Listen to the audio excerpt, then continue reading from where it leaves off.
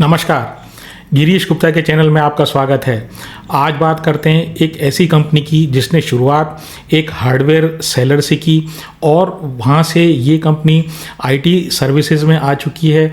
और IT services में भी जो स्पेशलाइज सर्विसेज होती है जैसे क्लाउड कंप्यूटिंग, डेवऑप्स और साथ ही साथ डेटा सेंटर से रिलेटेड सर्विसेज, तो ये कंपनी वो सर्विसेज प्रोवाइड कर रही है। तो जानेंगे इस कंपनी की हिस्ट्री के बारे में, कैसे इसने over a period of time अपने बिजनेस को शिफ्ट किया। तो जैसा कि हम पहले भी डिस्कस कर चुके हैं कि एंटरप्रेन्योर्स में एक खास बात होती है कि वो समय की धारा को देख के, रैपिडली चेंजिंग टेक्नोलॉजी को देख के अपना राह बदल लेते हैं, अपने बिजनेस को उसी हिसाब से मोल्ड कर लेते हैं ताकि वो सरवाइव कर सकें कॉम्पिटिटिव एनवायरनमेंट में। तो ओरिएंट टेक्नोलॉजी इसी तरह की एक कंपनी है। कंपनी का सबसे पहले इतिहास जान लेते हैं। इतिहास जानने से ये पता है कि किन किन झंझावातों से, किन किन तूफानों से गुजर कर कंपनी यहाँ तक आई है। तो ये भी एक इवैल्यूएशन के लिए बड़ा इंपॉर्टेंट मीट्रिक है। इसको आपको कभी नज़रअंदाज नहीं करना चाहिए। जितनी नई कंपनी होती है उतनी ही उसकी मोर्टेलिटी की संभावना ज़्यादा होती है क्योंकि उसने इकोनॉमिक डाउनटर्न्स नहीं देखे होते। तो इस कंपनी की जो स्थापना हुई वो एक हार्डवेयर सेलर के रूप में हुई 1997 में। उस समय एक प्राइवेट लिमिटेड कंपनी थी और कंपनी जो है कंप्यूटर और टेलीफैक्स जो होता था, फैक्स मशीन जो होती थी, वो बेचा करती थी। तो उस समय ये हार्डवेयर का ज़माना था और कंप्यूटर नए नए भारत में आए थे, तो ये बिज़नेस बड़ा अच्छा चला करता था। और 1999 में इन्होंने डेटा सेंटर सॉल्यूशंस यानी डेटा सेंटर के जो हार्डवेयर से रिलेटेड पार्ट्स होते हैं वो बेचना शुरू कर दी क्योंकि इंटरनेट का पदार्पण हो गया था और डेटा सेंटर थे लेकिन छोटे लेवल पर ही भारत में थे। 2006 में इन्होंने आईटी इंफ्रास्ट्रक्चर मैनेज सर्विसेज में कदम रखा। ये इस चीज़ का मतलब ये होता है, संक्षेप में, आगे तो मैं आपको डिटेल में पूरी चीज़ बताऊंगा कि आप कोई भी कंपनी का या किसी भी इंस्टीट्यूशन का जो टोटल कंप्लीट आईटी इंफ्रास्ट्रक्चर होता है उसको संभालना, उसको मैनेज करना, उसमें प्रॉब्लम आती है ट्रबल शूटिंग करना और उसमें कोई सिक्योरिटी वगैरह का ब्रीच नहीं हो, ये सब मैनेज करना। यानी आप समझ लीजिए कि आउटसोर्सिंग का काम, यानी वो संस्थाएं जिनके लिए ये आईटी सर्विस मैनेज करते हैं तो वो संस्थाएं इनको ये आईटी सर्विसेज आउटसोर्स कर देता है। फिर 2013 में इन्होंने क्लाउड सर्विसेज में कदम रखा। 2023 में ये कंपनी पब्लिक लिमिटेड कंपनी के रूप में कन्वर्ट हो गई और अगस्त 2024 में इनका आईपीओ आया। आईपीओ प्राइस 206 रुपये था। रिटेल कैटेगरी में लगभग 69 टाइम सब्सक्राइब हुआ। ओवरऑल ये लगभग 155 टाइम सब्सक्राइब हुआ और आज का भाव अगर मैं देखूं, रिसेंट जो भाव है वो लगभग 466 का है। तो इसने एक साल में या एक सवा साल में इस कंपनी ने जो अपने शेयर होल्डर जिन्होंने आईपीओ में सब्सक्राइब किया उनकी वर्थ 2.25 सवा दो गुना उनका पैसा कर दिया। बड़ा शानदार रिटर्न इस कंपनी ने दिया है। अब जान लेते हैं कंपनी के बिजनेस वर्टिकल के बारे में। तो देखिए इनके 2 बिजनेस वर्टिकल हैं और उनमें अलग अलग कंपोनेंट्स हैं कि वो जो दोनों बिजनेस वर्टिकल्स हैं उनमें भी अलग अलग कंपोनेंट्स हैं कि क्या क्या ये काम करते हैं। तो उनको एक एक करके हम समझेंगे। पहला जो इनका वर्टिकल है वो है आईटी इंफ्रास्ट्रक्चर सॉल्यूशंस। तो ये जो आईटी इंफ्रास्ट्रक्चर सॉल्यूशन है यहाँ से इनका रेवेन्यू 60% आता है। दूसरा जो है वो IT infrastructure and application services है, तो वहाँ से इनका रेवेन्यू 40% आता है। तो पहला जो इनका आईटी इंफ्रास्ट्रक्चर सॉल्यूशंस है उसमें ये क्या क्या सर्विस प्रोवाइड करते हैं। तो पहला है डेटा सेंटर सॉल्यूशंस, दूसरा है एंड यूज़र कंप्यूटिंग सॉल्यूशंस और तीसरा है साइबर सिक्योरिटी। तो एक एक करके इनको समझते हैं कि डेटा सेंटर सॉल्यूशंस का मतलब क्या होता है। देखिए डेटा सेंटर सब आप लोग जानते ही होंगे और वैसे हमने पिछले जो हमारे वीडियोस उसमें ये डिटेल में बताया है कई वीडियोस में कि डेटा सेंटर क्या होता है। अगर आपने वो वीडियो नहीं देखे तो मैं आपको संक्षेप में बता देता हूँ कि डेटा सेंटर को आप एक लाइब्रेरी के रूप में मान सकते हैं।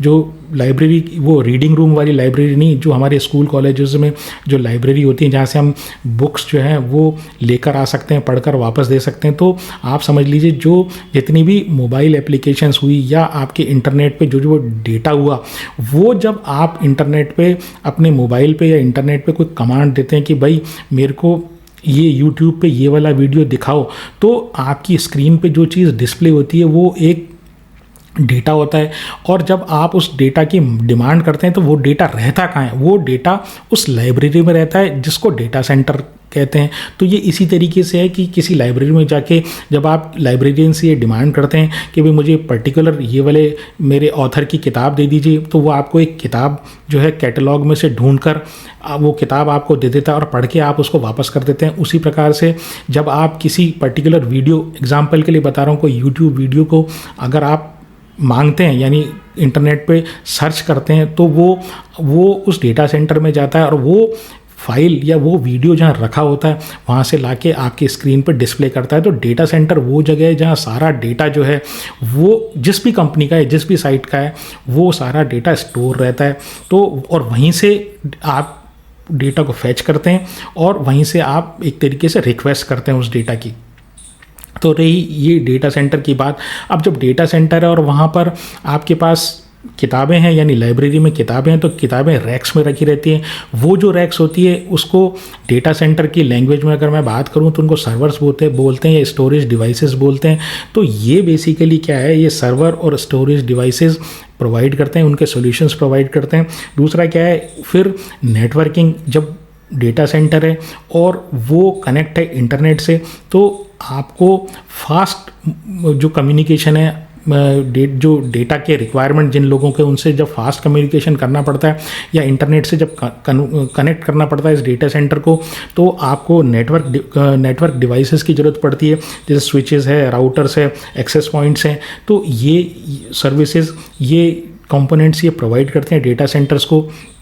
जो तीसरी चीज़ है वो है कि ये सीसीटीवी कैमरा और वर्चुअल मीटिंग्स के लिए जो आपके सिस्टम्स होते हैं वो प्रोवाइड करते हैं। तो सीसीटीवी कैमरा तो मॉनिटरिंग के लिए, और जो वर्चुअल मीटिंग रूम्स हैं, यानी कॉन्फ्रेंस रूम टाइप चीज़ हुए, बड़ी बड़ी स्क्रीन्स लगी रहती है, तो स्क्रीन वगैरह ये प्रोवाइड करते हैं उस कंपनी को या उस डेटा सेंटर में।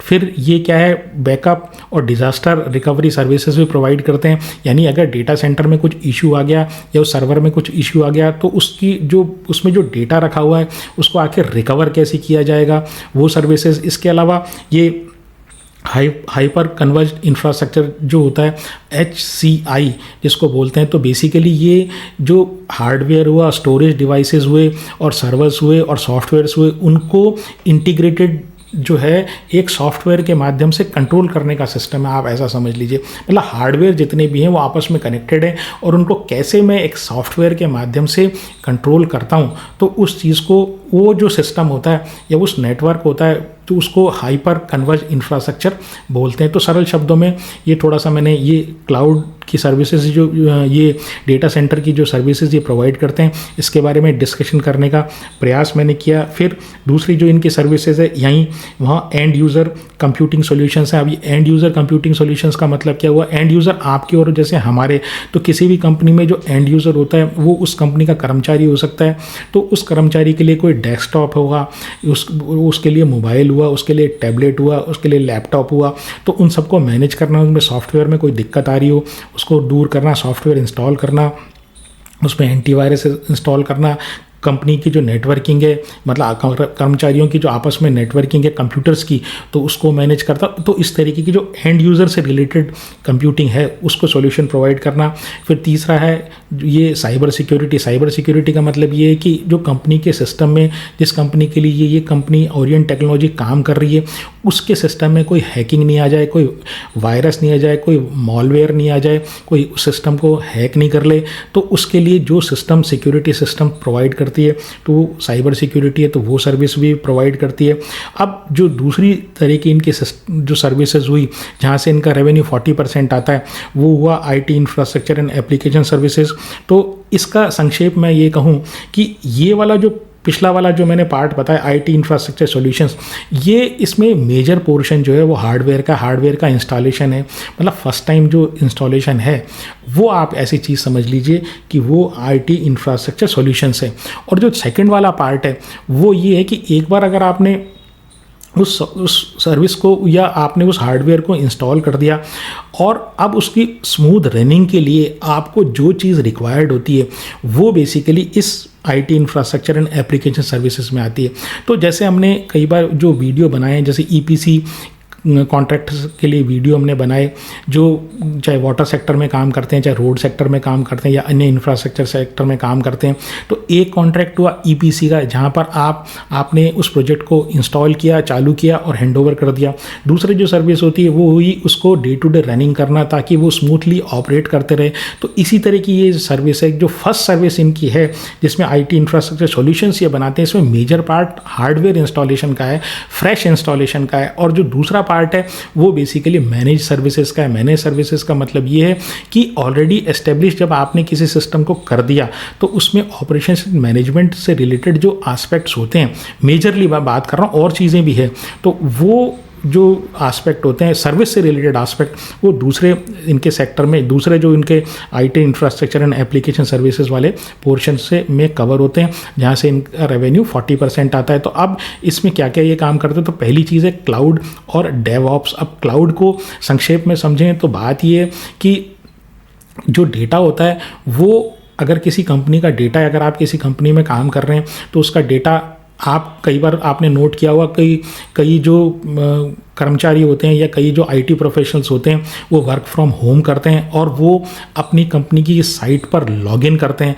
लॉगिन करने के बाद वो जैसा का जैसा ऑफिस में काम करते हैं उसी तरह का काम वो घर पे भी कर सकते हैं। अब ये कैसे संभव होता है? उसका कारण ये है कि जो उस कंपनी का डेटा, जिस कंपनी के लिए वो कर्मचारी काम कर रहा होता है, वो एक क्लाउड पे स्टोर होता है। तो क्लाउड सर्विस प्रोवाइडर वो अमेजन हो सकता है, वो गूगल हो सकता है, वो माइक्रोसॉफ्ट हो सकता है।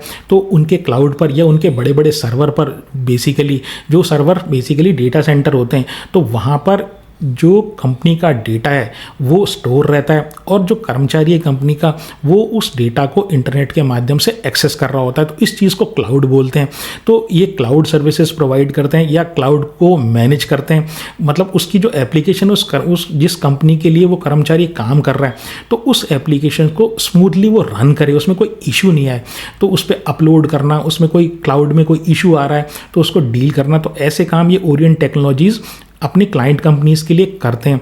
दूसरा इनके है वो डेवऑप्स। डेवऑप्स का मतलब ये है कि डेवलपमेंट एंड ऑपरेशंस। तो जैसे मान लीजिए कंपनी ने एक नया सॉफ्टवेयर डेवलप किया, उसको क्लाउड पे डालना है, और क्लाउड पे डालने के बाद क्या है, वो स्मूथली रन करे, ठीक है, और सारे कर्मचारियों तक वो आसानी से पहुंच जाए। कोई नया वर्जन आपकी कंपनी ने किसी सॉफ्टवेयर का चालू किया, अब वो अच्छी तरीके से सारे कर्मचारियों के सिस्टम पर रन करना चाहिए। तो इस चीज़ को डेव प्लस ऑप्स बोलते हैं।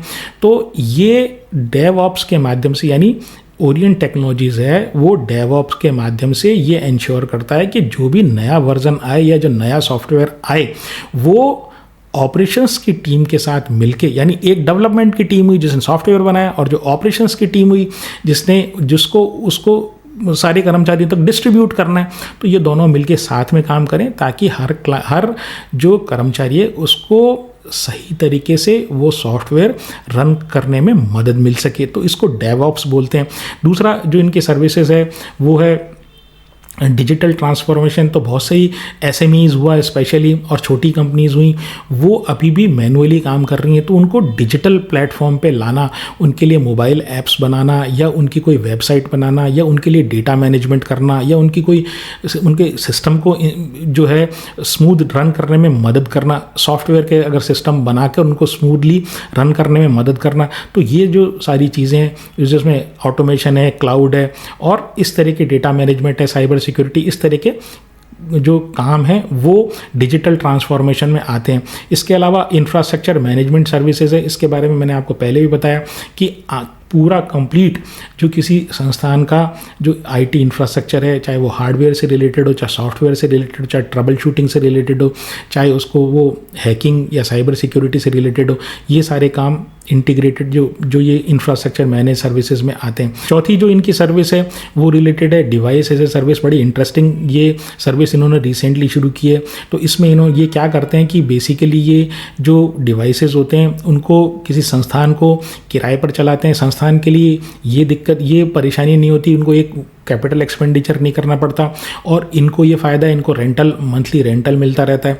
तो ये डेस्कटॉप है, प्रिंटर्स हैं, स्कैनर्स हैं, लैपटॉप है, मोबाइल्स है, इसके अलावा जो सर्वर्स वगैरह हैं वो रेंटल पे, मतलब खुद खरीदते हैं और संस्थान को रेंट पे दे देते हैं। और वो इनके लिए एक तरीके से मंथली इनकम जनरेट करता रहता है। तो बड़ा इंटरेस्टिंग कंसेप्ट इन्होंने लॉन्च किया है। अब इनकी अगर मैं इंडस्ट्री वाइज रेवेन्यू की बात करूं तो मेजर रेवेन्यू इनका टेलीकॉम इंडस्ट्री से आता है, 16% है। गवर्नमेंट और पीएसयू से इनका जो रेवेन्यू है 16% आता है। उस पर जिनके क्लाइंट्स हैं वो मझगांव डॉक और कोल इंडिया जैसे इनके क्लाइंट्स हैं। बीएफएसआई यानी banking and financial services industry में इनके कुछ ब्रोकर हैं, जैसे ट्रेड बुल्स है वो इनका क्लाइंट है। आईटी इनेबल्ड सर्विसेज में यानी आईटी इंडस्ट्री से इनका जो रेवेन्यू है वो 11% आता है। बीएफएसआई से भी इनका रेवेन्यू 11% आता है। और रेस्ट जो इंडस्ट्री चाहे वो फार्मा हो, चाहे मैन्युफैक्चरिंग और बहुत सारी एसएमईज है, वहाँ से इनका रेवेन्यू 45% आता है। तो काफ़ी सारा इंडस्ट्री वाइज ये जो रेवेन्यू इनका है डाइवर्सिफाइड है। कुछ खास बातें इस कंपनी के बारे में ये है कि इनके जो ऑफिसेज हैं वो भारत में 6 हैं और यूएई और सिंगापुर में इनके 2 ऑफिसेज हैं। तो बेसिकली ये इंडिया ओरिएंटेड एक आईटी कंपनी है। अच्छी बात ये है कि जो ट्रम्प साहब की जो टेंशन है ना वो उसके ऊपर ये डिपेंडेंट नहीं है। और भारत में जैसे आप जानते हैं डिजिटलाइजेशन और जो क्लाउड कंप्यूटिंग और डेटा सेंटर्स जो हैं ये बहुत तेज़ी से बढ़ रहे हैं। और भारत जो है सेकंड फास्टेस्ट ग्रोइंग कंट्री है एशिया पैसिफिक में। और जैसा कि आप जानते हैं कि जो गूगल ने भी अभी अडानी के साथ मिलकर, अडानी एंटरप्राइजेस के साथ मिलकर विशाखापट्टनम में भारत का सबसे बड़ा डेटा सेंटर लॉन्च करने का, एस्टेब्लिश करने का प्लान किया है। और ऐसा माना जाता है कि 2027 तक ये जो डेटा सेंटर की जो इंडस्ट्री है ये 28,000 करोड़ की इंडस्ट्री हो जाएगी। एक और ख़ास बात ये है कि अभी जो 60% इनका आईटी इंफ्रास्ट्रक्चर सॉल्यूशन से बिजनेस आता है उसको ये कम करके 50% करना चाहते हैं। और अपना फोकस जो है वो ये IT infrastructure and application services में डालना चाहते हैं। वहाँ जहाँ से इनका रेवेन्यू फ़िलहाल 40% है, इसको बढ़ा के वो 50% करना चाहते हैं। इसका कारण आप समझ ही गए होंगे। कारण ये है कि देखिए जो कैपिटल एक्सपेंडिचर से रिलेटेड जो आईटी इंफ्रास्ट्रक्चर वाला मामला होता है ना, जहाँ पे आईटी इंफ्रास्ट्रक्चर एस्टेब्लिश करना होता है, तो वो रोज़ रोज़ तो आईटी इंफ्रास्ट्रक्चर एस्टेब्लिश होता नहीं है। दूसरी बात ये उसमें मार्केटिंग और फॉलोअप बहुत ज़्यादा होती है, तो एफर्ट ज़्यादा होता है और उसमें मार्जिन इतना नहीं होता। जो दूसरी टाइप की सर्विस है, जो सर्विस टाइप का जो काम है, उसमें क्या होता है कि एक तो बहुत सारी इंडस्ट्रीज़ होती हैं जो ऑलरेडी चल रही होती है, नेटवर्क या आईटी इंफ्रास्ट्रक्चर ऑलरेडी एस्टेब्लिश्ड होता है, तो मार्केटिंग इतना एफर्ट नहीं होता क्योंकि हर कंपनी को रिक्वायरमेंट होती है। एक बार आपने एस्टेब्लिश करवा लिया कोई आईटी इंफ्रास्ट्रक्चर तो आपको उसको मैनेज करना ही करना पड़ेगा। तो बहुत सारी मतलब आपका ये रिकरिंग काम है, टेंशन कम है। टेंशन इन द सेंस आप रिमोट भी इसको मतलब एक दूसरी जगह बैठ के भी आईटी इंफ्रास्ट्रक्चर को आप मैनेज कर सकते हो। आजकल कई टेक्नोलॉजी इस तरह की आ गई है, तो मार्जिन ज़्यादा होता है, टेंशन कम है, ग्रोथ की संभावनाएं ज़्यादा है क्योंकि मार्केट साइज़ ज़्यादा है इस वाले का, सर्विस इंडस्ट्री का। तो इसलिए ये अपना जो फोकस है 60-40 जो अभी इनका रेवेन्यू मिक्स है उसको 50-50% करना चाहते हैं। स्ट्रेंथ की बात करूँ तो देखिए इन्होंने शुरुआत की हार्डवेयर सेलिंग से और बेचते भी क्या थे कंप्यूटर और टेलीफैक्स, और अब ये क्लाउड कंप्यूटिंग जैसे और हाइपर कन्वर्जेंट टेक्नोलॉजीज़ में ये आ गए हैं। तो इस तरह की नई टेक्नोलॉजी में इन्होंने जो ट्रांसफॉर्मेशन किया है तो इनको टेक्नोलॉजी का हर एस्पेक्ट इनको पता है, कैसे टेक्नोलॉजी इनके सामने चेंज हुई है और कैसे इन्होंने अपने आप को रीमॉडल किया है, अपने बिजनेस को रीमॉडल किया है। तो ये एक अनुभवी एंटरप्रेन्योर और अनुभवी प्रमोटर ही समझ सकता है। तो एक्सपीरियंस इनकी मैनेजमेंट टीम है। दूसरी बात ये गवर्नमेंट ऑफ इंडिया का काफ़ी पुश है और जो ये सनराइज सेक्टर है, गवर्नमेंट ऑफ इंडिया जो है ये इस बात पे जोर डाल रही है कि जितना भी डेटा हो, चाहे व्हाट्सएप का हो चाहे किसी और का हो, वो हमारे देश में ही रहना चाहिए। अगर डेटा देश में रहेगा तो डेटा सेंटर की रिक्वायरमेंट होगी, डेटा सेंटर की रिक्वायरमेंट होगी तो ये एस्टेब्लिश भी कर सकते हैं, यानी उसमें जो हार्डवेयर वगैरह जो है वो एस्टेब्लिश भी कर सकते हैं और उसको मैनेज भी कर सकते हैं, यानी मेंटेनेंस वाली जो सर्विसेज है वो भी प्रोवाइड कर सकते हैं। फिर government of India data centre incentive schemes भी लॉन्च किया है उन्होंने, और अभी उन्होंने डेटा सेंटर इकोनॉमिक जोन जो है ये भी स्कीम उन्होंने लॉन्च करने वाले हैं गवर्नमेंट ऑफ इंडिया। तो डेटा सेंटर को गवर्नमेंट जो है डिजिटलाइजेशन को काफ़ी बढ़ावा दे रही है, तो ये इनके लिए काफ़ी अच्छे बिजनेस प्रोस्पेक्ट शो करता है। वीकनेस की बात करूँ तो देखिए जितनी ज़्यादा डेटा सेंटर में जितना डेटा सेंटर ग्रो कर रहा है उसी तरह की छोटी बड़ी हर तरह की कंपनीज इस फील्ड में आ रही है। ऑर्गेनाइज सेक्टर और अनऑर्गेनाइज सेक्टर दोनों तरफ से कंपटीशन है, तो थोड़ी मारामारी कंपटीशन मतलब कंपटीशन की जो मारामारी है वो काफ़ी ज़्यादा है।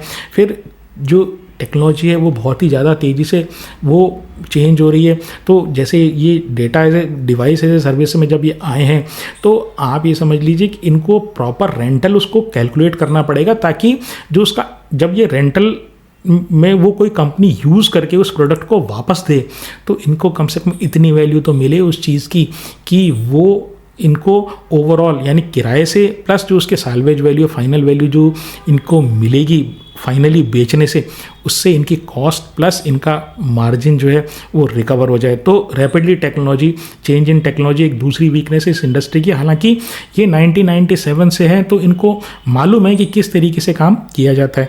फिर छोटी कंपनी है तो छोटी कंपनी को थोड़ा सा बड़े कॉन्ट्रैक्ट्स लेने में, मतलब IT जो सर्विसेज को मैनेज करने के जो बड़े कॉन्ट्रैक्ट होते हैं उसमें इशू आते हैं।